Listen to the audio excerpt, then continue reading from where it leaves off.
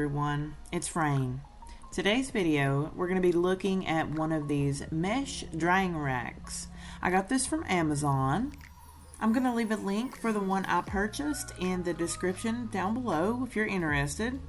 And it runs about $14 So I read reviews that this thing is under pressure and you could hurt yourself and smack yourself in the face with it if you're not careful. There's the warning telling you the exact same thing. So I was very careful, and here is me opening it. As you can see, I held it away from my face and just kind of jiggled it out of there and got it away from me, and it didn't spring open. So I carefully picked it up and got a good grip on it, nice and tight, and gently pulled the elastic bands off away from me. Here it comes. Woo! It sure did spring right open, y'all. Oh, this is nice.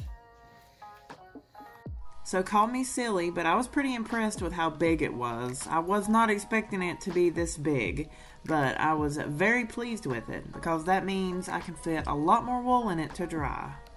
So this particular one I purchased was 2 foot wide and about 40 inches tall. I think it was 39 or 40 inches tall.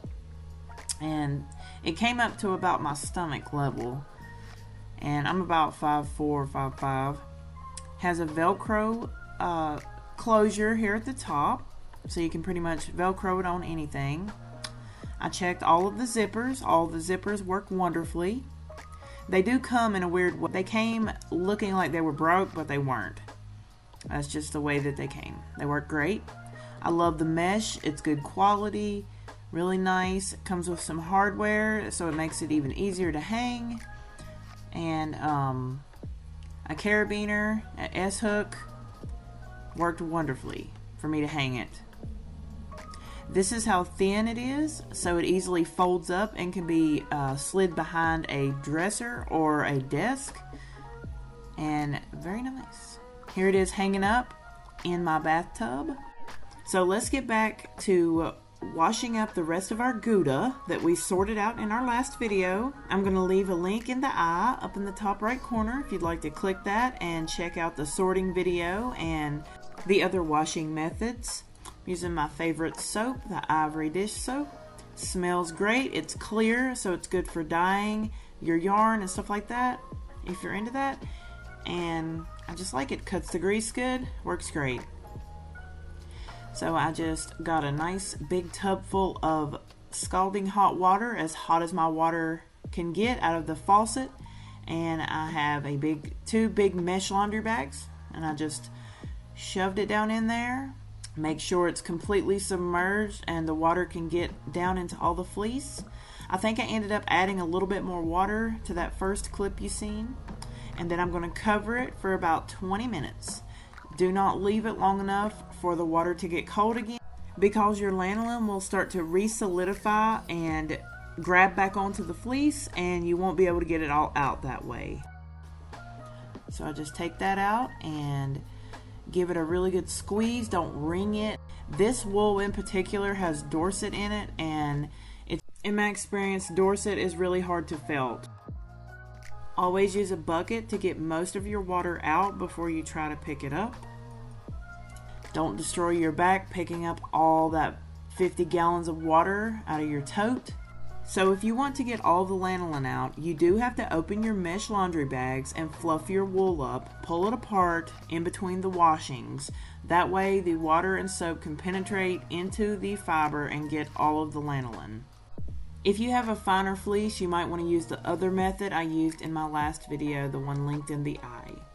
Now here is our second wash, a nice amount of soap again, and just do the exact same thing, the same scalding hot water, as hot as you can get, and leave it for 20 minutes. Now here's our water after our second wash, and as you can see, it's not nearly as dirty as the first wash. It was still a little brown colored, so I knew there was still lanolin in that water, and I went ahead and washed it a third time. This was a lot of wool, and it was very dirty, a lot dirtier than the ones in the mesh basket last time. And this was after the third wash right here. As you can see, it's a little cloudy, but it's still see-through and pretty clear, and that means most of the lanolin's gone. Pretty much all of the lanolin is gone at this point. I ended up rinsing it twice, and with that I just use regular hot water. It doesn't have to be scalding. That's why I had one glove gone. And then just squeeze it out and dump your water with your bucket and then rinse it again. I didn't show that on camera. And I'm just going to call it my mesh dryer. So I hung up my mesh dryer and I'm using it on my shower rod. Don't hang it on your shower rod unless you have a sturdy shower rod that is screwed into the wall. If it's just like a pressure fitted one, it might cause it to fall. Especially if you're washing like a pound or 2 pounds of wool.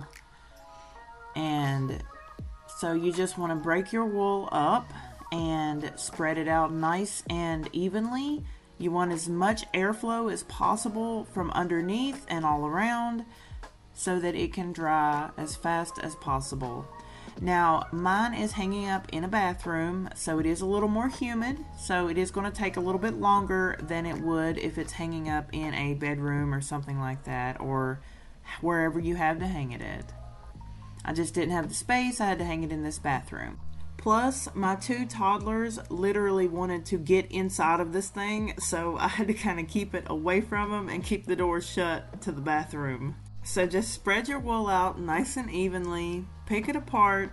It's okay. If you are combing it, you can still line the locks up. It's not going to be a problem later on. And if you watch that other video, you can watch me combing this exact fleece. And you can see how I line my locks up, and it's the same concept. And I just want to say really quick, thank you guys so much for 500 subscribers. This is a really big milestone for me. I never ever thought I would even get close to 500, so thank you guys so much. As long as y'all keep watching, I'm going to keep uploading. I'm excited. So thank you guys so much. Here's a nice little overview of everything. And here it is, all nice and zipped up. It keeps everything out. I love that about it. If you have cats or anything, they won't be able to get in. And this is 36 hours later, give or take. It is almost completely dry all the way through. There was only a few spots where the wool was balled up, and that's just where I didn't pick it apart good enough. But after 36 hours, it's almost completely dry. Normally, to get to this point, it takes about 3 days, and that's not even in the bathroom. I have it usually in a different spot, on a towel laid out, or I'll have it on top of my mesh baskets, and it still takes 3 days. So this was a really big time saver. So it definitely gets a thumbs up from me. It was well worth the $15 spent, and I'm very happy with it. Not sponsored in any way, of course.